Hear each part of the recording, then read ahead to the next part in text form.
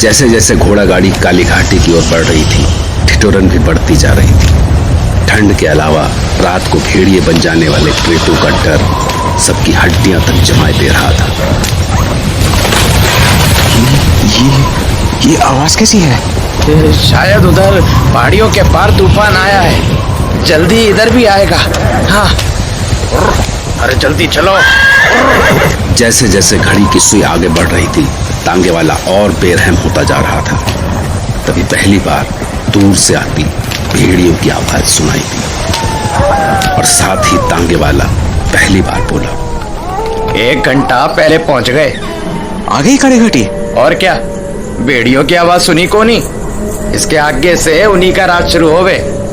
पर थमे लेने वाला तो आया को नहीं अभी तलक है? बोलो क्या करें? मैं उतर जाता हूँ। माथा फिर गया है थारो, जान को नहीं प्यारी। यहाँ 10 मिनट भी खड़े रह गए तो भेड़िया फाड़ खावेंगे, थमे हड्डी तक चबा जावेंगे। तो फिर क्या करूं? इंतजार ही करना पड़ेगा, और चारा को नहीं।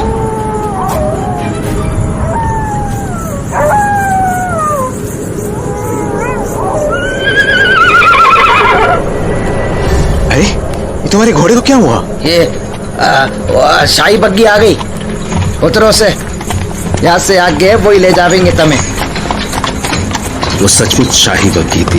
रंगीन कांच की खिड़कियां सुंदर पर्दों से ढकी हुई थी। उसके सामने एक ऊंची सी सीट पर बग्घी वाला सवार था और उसके सामने 4 शानदार 8 फीट ऊंचे चमकते काले घोड़े। एक ही पल में रणविजय का डर भाप बनकर उड़ गया। बग्घी देखकर ही लग रहा था कि उसका क्लाइंट उसकी अच्छी खातिर करने वाला था। जैसे ही बग्घी पास पहुंची, बग्घी वाला बोला, क्या भाई, आज तो कुछ जल्दी आ गए तुम। क्या करते, घनी जल्दी थी थारे मेहमानों को। मैंने कब कहा इससे कि मुझे जल्दी पहुंचाना है?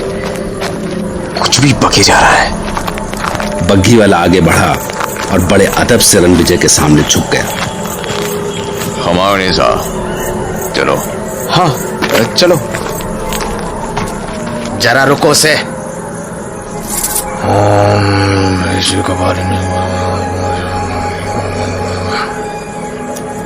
ये मंत्र सारी रक्षा करेगा, अपना ख्याल रखना से। और हाँ, कुछ भी हो जावे, इस ताबीज को खुद से अलग को नहीं करना। हाँ, कुछ भी हो जाए इससे क्या मतलब है इसका? दिमाग चकरा देने वाले सवालों में उलझा रणविजय उस शानदार बग्घी की ओर बढ़ा ही था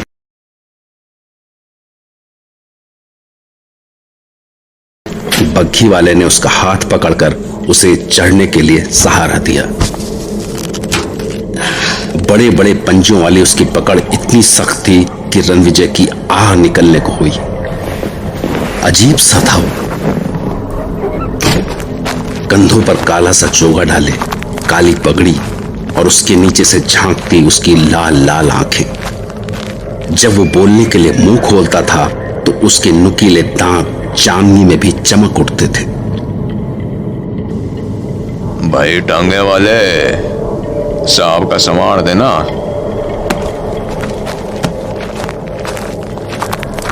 बग्घी वाले ने रणविजय का बैग लिया और अंदर उसके पैरों के पास डाल दिया। बग्घी अंदर से शानदार थी।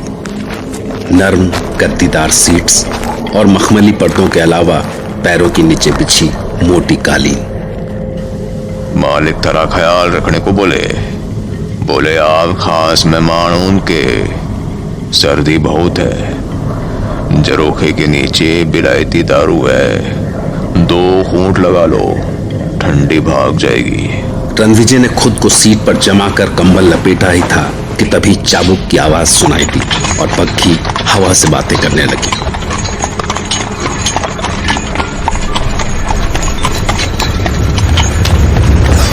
घोड़ों की रफ्तार से लग रहा था जैसे वो और भी जल्दी में थे। पहाड़ी रास्ते के दोनों ओर पेड़ों ने रास्ते के ऊपर छत सी बना ली थी, इसलिए रास्ते पर अंधेरा सा ही था। इसलिए बग्घी को बस उसके आगे दोनों ओर लगी पीतल की लालटेनों की रोशनी का ही सहारा था।